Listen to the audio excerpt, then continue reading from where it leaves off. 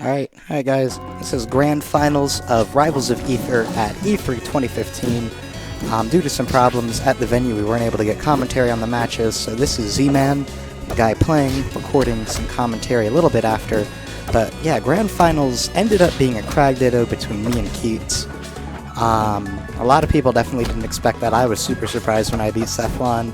I'm definitely going to this match with kind of like a high almost, like, oh my god, how did I do that? You know, I 3-0'd the guy. But here we go, this Kragg Ditto starts out with Keits, Escalating. I got this really early lead. I've played the Kragg Ditto with Burnsy quite a bit. He likes the character as well. So I have sort of an idea what to do. And for a while, we're just sort of spacing each other out. You know, he gets me when I have the rock. That's a great position to get Kragg in.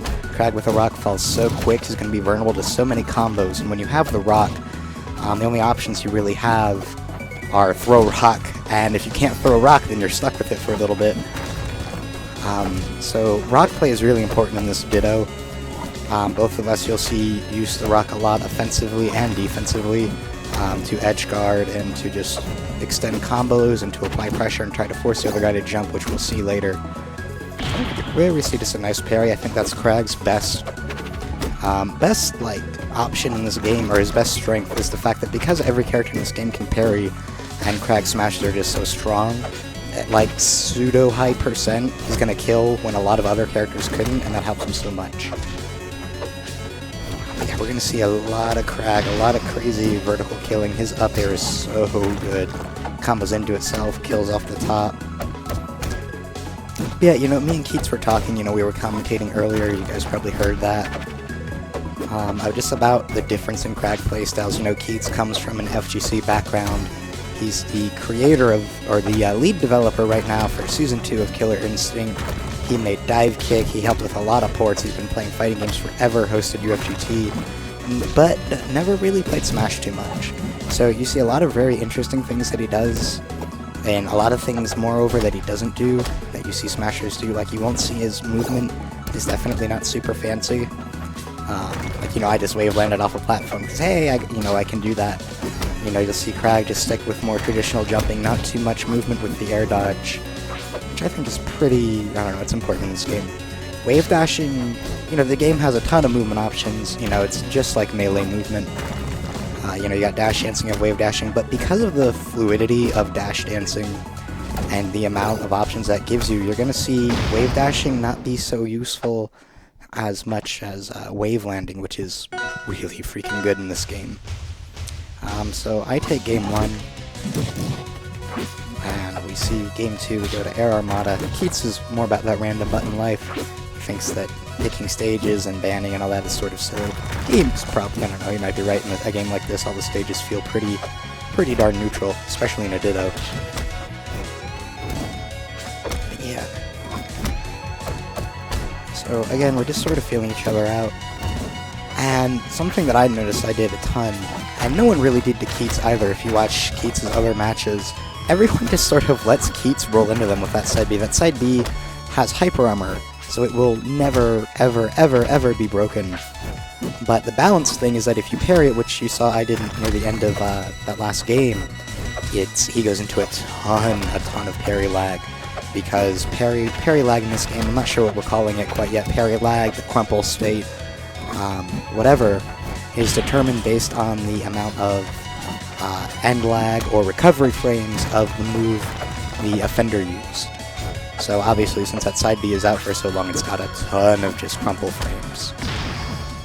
There we go. We see really nice kill with the rock. Yeah, no, this Ditto is so interesting because both players and both characters are just so big and so heavy that there's definitely a lot of like, oh, the best parry punish right there, the nothing. The parry into nothing is always optimal. But you know, just because they're both so big, you've got longer matches, you've got a lot more like meaty moves being thrown out. And I know one of Keits' favorite things is to just try and use that side B creatively. He's got a lot of jump stuff. You see, in one of his earlier games, I forget who he played, but he actually got like 3 or 4 side Bs into each other, which was pretty crazy. We see that up air killing, again, just so good. one of Kragg's best moves. Along with that up tilt, which is great because it can confirm into the up air. And I completely botched that, the edge guard, but there you go. And yeah, we see he gets the forward off the rock. He definitely spent a lot of time practicing the jump cancel side B, and we see him take that game because of it. This is a game where characters have a lot of unique traits, and mastering those unique traits is what's going to define, victory or defeat. So now we see here, and I think at this point, for the rest of the games, I'm like, hey, since we've already played on 3, we should try and play on every stage, to show off every stage. But I end up screwing up and going back here for a later game. So, whoops, might be. We never go to the water stage. Oh well. But, yeah, so one of the things that I think is so good in this game, and I think I talked about this in my game versus Cephalon, is like air dodge up into neutral air. It wins games. I think air dodge up into neutral air is going to be like one of the strongest tactics in the game, and being able to bait that and knowing when to bait that will be really important in higher level play. But we'll see. So one thing that we were both kind of learning, nice, and I am with that up smash, is like how to properly edgeguard Kragg as Kragg. We both had, the ideas, but it's one thing to think about, another thing to do it. It's tough, I think it's very easy if you're in the right positioning, and if you're already, on the right side of the screen. Obviously, there's definitely very free ways to edgeguard Kragg, in my opinion. But, you have to be there, and you have to have the presence of mind to be able to react. Really nice stuff there. Sorry, just watching. Okay, so yeah, he confirms into that up air. We're both going to like 180, which is unheard of for like every other character in the game. And, it's weird because Kragg's biggest strength, and again, we saw this in me versus Cephalon, is that Kragg's ability to live helps him so much against other characters, but when he plays himself, it just makes the matches take a while. So, it is what it is. It's what you're going to get in a matchup like this. And yeah, Kragg can have some trouble, not a ton, but it's definitely a little bit harder for him to confirm at those super high percents into a kill move, but it's still doable. You just have to get a good read. His forward air covers so much distance, and there's so much space in front of him, and like slightly above him too. Like, it's got such a nice hitbox that I feel it's really good to just throw out. It'll beat a lot of things, especially since you can't parry in the air. And so often, I feel like both of us, me and Keits, are just attacking each other's side B.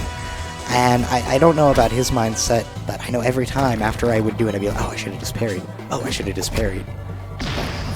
Shoulda, woulda, coulda. And there we see that F smash.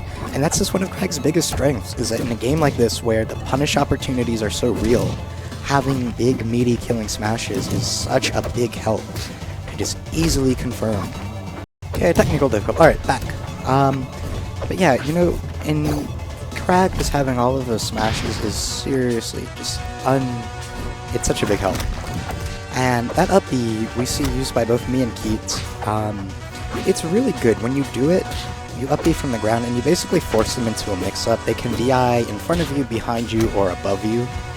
And you can get a punish, but you have to react, like, really hard to their DI. Well, react's not the right word. You sort of have to, like, the read act, the guessing game, where you sort of see them, but you sort of also have to call it beforehand.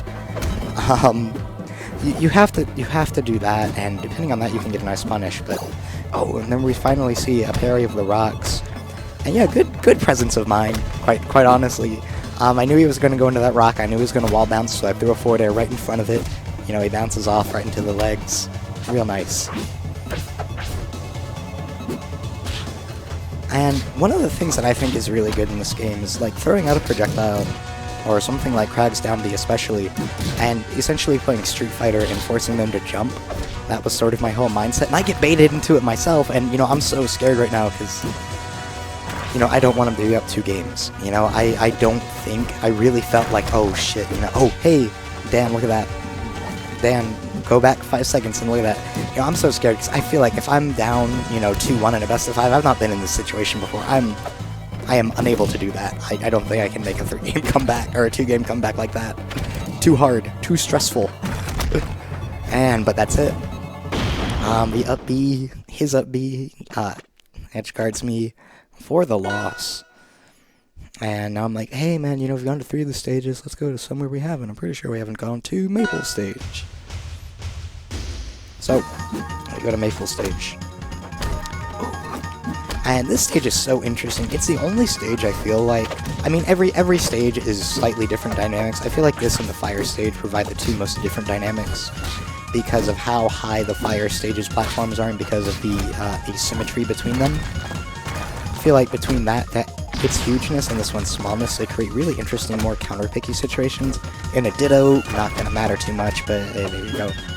So I got that forward air climb off the side earlier, and again, you know, you just gotta play Smash sometimes, you know, you gotta get them near the ledge and hit them hard. And as long as you can get out of the parry mind game of the ground, you know, once they're in the air, they're basically yours, and it's all about baiting that air dodge, and once they've got rid of their air dodge, you have fun. You have fun, you try, especially as Kragg, you just try and use your superior, your normals, because a lot of Kragg's hitboxes are incredible. So you just try and use your really good hitboxes, and try and keep them in the air as long as you can.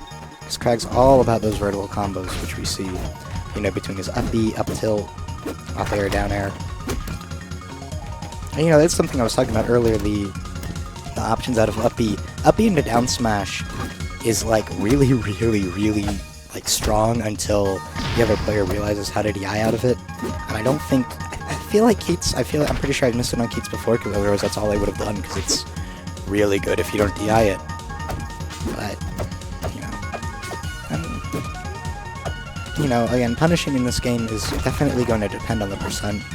You know, there are percents where, oh, I'm Kragg, let me F-smash him, but if you F-smash them at 40, like, who cares? You don't get anything. So, let's try to get out of this. He could have punished me way harder for that air dodge up.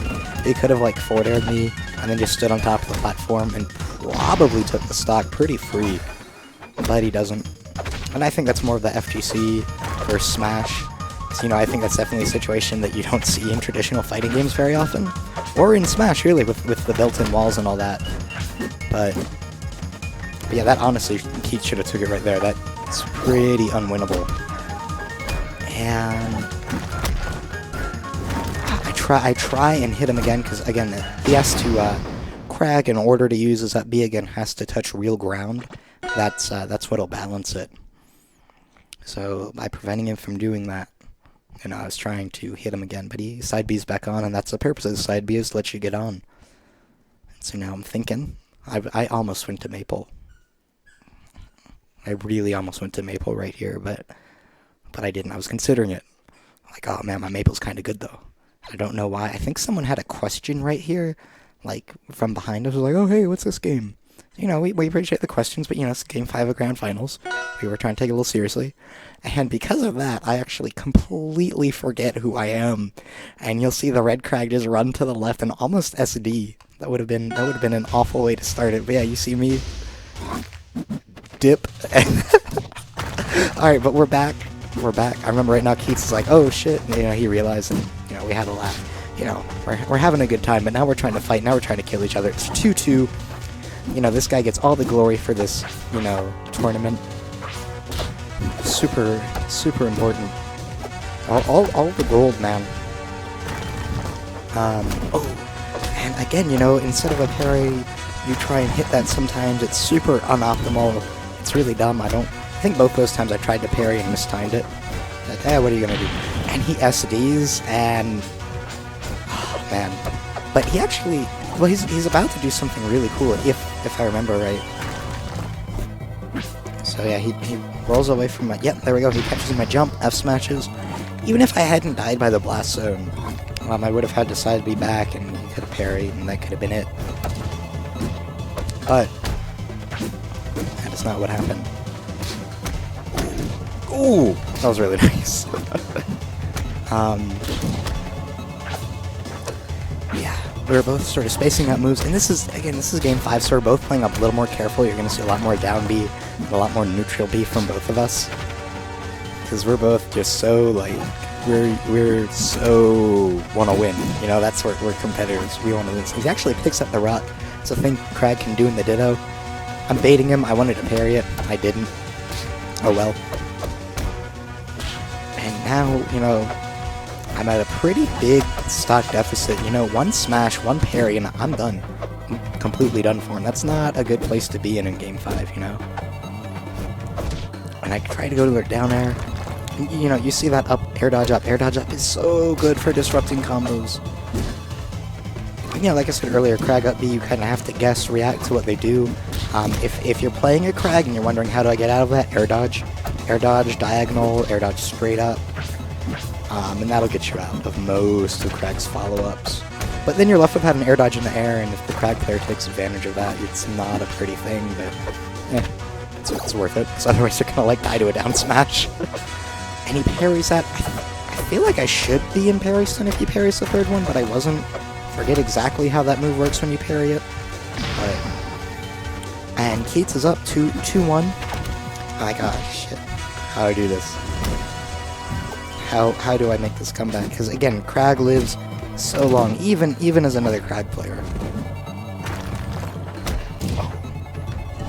And with the F smash, he punishes it. I get the up tilt to up air, but again, because this is playing another Kragg, Kragg's not going to die from that.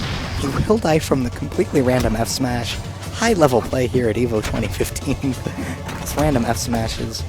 Yeah, we see no DI from Keits on that, so I managed to get the up tilt off. Throw neutral B out of the way. And now we're just spacing again. This is last stock. We're more or less super even. He's off the screen. I missed my parry again. I don't know why I jump after him. It's such an easy move to punish. It's really not good at all. Like, neither of us should have been ever using that offensively unless it's like, there we go. And shout out to that super optimal punish. Like, honestly, I parried it. He was still in the animation. So I got a down smash off for like however many percent. I can't get hurt by it anymore. I should have punched with something harder than a dash attack while he was in the stun, but whatever. Whatever. I'm pretty happy. And then the forward air takes it. So that was grand finals. Let me see. Is there anything I want to... I do kind of want to go over that a little, that last bit a little more. You know, that... Oh, man, I think that's such a smart punish. But now we're just... You know, we're spacing each other out really hard. Both super nervous. I punched the end lag with dash attack. Throws the rock out. You know, you see us just shooting these projectiles. He shoots one the wrong way. I jump over it in forward air, and that was grand finals. If you guys want to find out more about Rivals of Aether, you can go to rivalsofether.com. They have the Steam Early Access beta, or the Steam Early Access stuff. I'm not sure exactly what that's called. Is going up in early August from what I've heard. So soon, hopefully. I hear we're getting a new character at SmashCon. I don't know what it is. Dan refuses to tell me, in spite of all I've done for him. Love you, Dan. I think he's a lightning guy. I don't know. It's lightning or ice are definitely the top bets. But, and if you want to check more of us out, you can, let's see. You can do two things. You can check these guys out, or you can check us out over here on these wonderful links. And you can get a custom GameCube controller by going to Super Coffee Bros. And you can either donate to our Patreon and get entered in a raffle, or use promo code AZPM. For 5% off your order for any of these really sick custom controllers. But this is Zman, and thanks for watching.